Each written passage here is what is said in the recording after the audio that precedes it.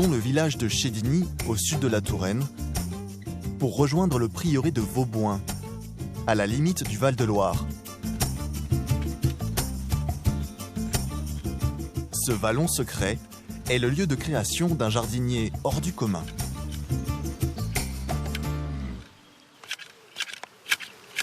Il est 7 h du matin. Thierry Juge profite de la fraîcheur pour travailler à d'étonnantes œuvres végétales.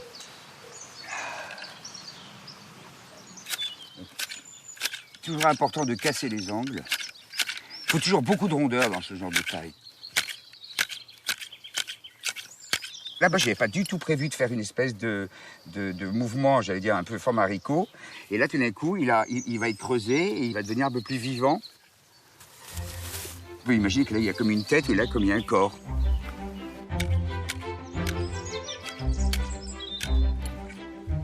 À l'origine, ce coteau était couvert d'une forêt de buis sauvages, haut parfois de plusieurs mètres. Depuis 10 ans, ce jardinier sculpteur les travaille inlassablement pour en faire une œuvre d'art.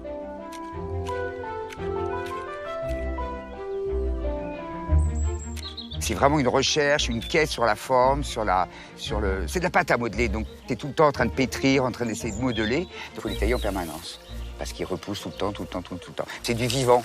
En peinture, à un moment donné, tu as le dernier coup de pinceau, alors que là, je n'aurai jamais le dernier coup de taille. Jamais, ça n'existera jamais. C'est en taillant que Thierry trouve l'inspiration pour chacune de ses sculptures végétales. Là, je suis en train de découvrir une ouverture qui était pas là au départ, parce que ça va me permettre de voir justement le jardin du bas qui sert de toile de fond. Il faut toujours créer des perspectives, en fait, de toute façon. La sculpture, c'est un travail avec la lumière, d'abord. Donc justement, voilà, donc là, tu as apporté de la lumière dans la sculpture et prendre beaucoup de recul, toujours, tu vois. Parce qu'en plus, l'inconvénient du buis, c'est que si tu fais une faute, elle est définitive. Tu te trompes de branche, c'est définitif. Ça pousse pas en 5 minutes. Et là, j'ai envie de creuser un peu. Non, ce qui est magique, c'est qu'ils sont tous différents, ils ont tous un caractère propre.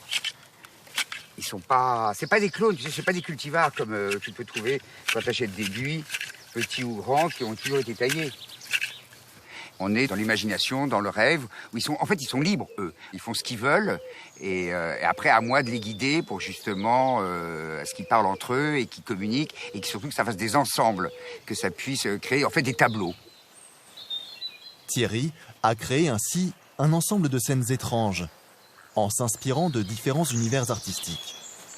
Ça, c'est le premier tableau, certainement le plus important.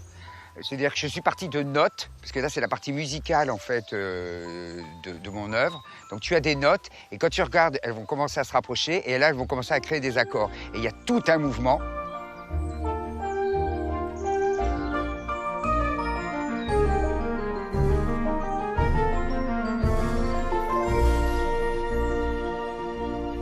Je me suis amusé à peindre, à choler les troncs.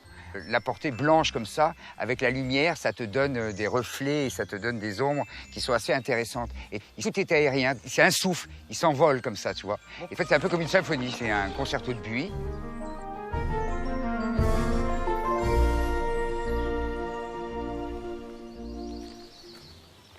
Là, on va bientôt arriver dans le monde marin. C'est la partie la plus haute. On va arriver sur des choses très fines, comme des cactus ou comme des algues, comme ça, comme si c'était sous l'eau et que ça sortait. Donc là, il y a comme des crochets là, qui sortent. Ça, je me suis inspiré de la danse de Matisse. Ça, c'est quelque chose pour moi de magique.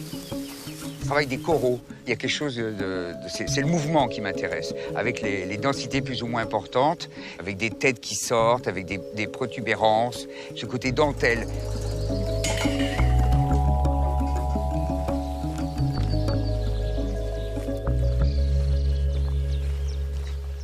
Là, ce sont mes geishas. Regarde, on a l'impression qu'elles sont soumises.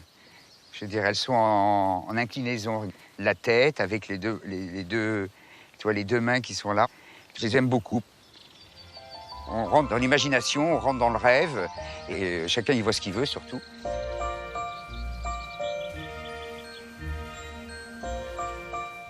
Quand Thierry Juge achète ce prieuré du XVIIe siècle, il s'attaque d'abord au jardin qui l'entoure, en s'inspirant du Moyen-Âge. Nous allons rejoindre le jardin du bas qui en fait est un Hortus conclusus. Hortus conclusus, c'est un jardin clos, entièrement clos, qui était en fait la représentation d'un paradis et qui était le jardin que l'Église avait imposé afin de sortir des tourments de la société et d'avoir une vie parfaite en Dieu. 4 parties composent l'Hortus conclusus, pour symboliser les nourritures terrestres et spirituelles.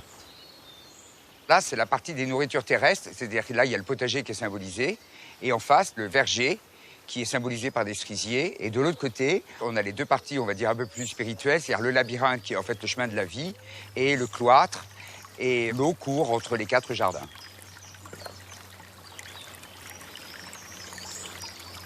C'est en se retirant ici, loin du monde, que Thierry Juge a trouvé sa vocation de jardinier. Le jardinier, c'est le plus beau métier du monde. Il est dans une fusion totale avec la nature. Et cette fusion lui permet de comprendre que la supériorité de la nature est quelque chose qui le dépasse et en même temps, il arrive à l'apprivoiser et il arrive à la transcender.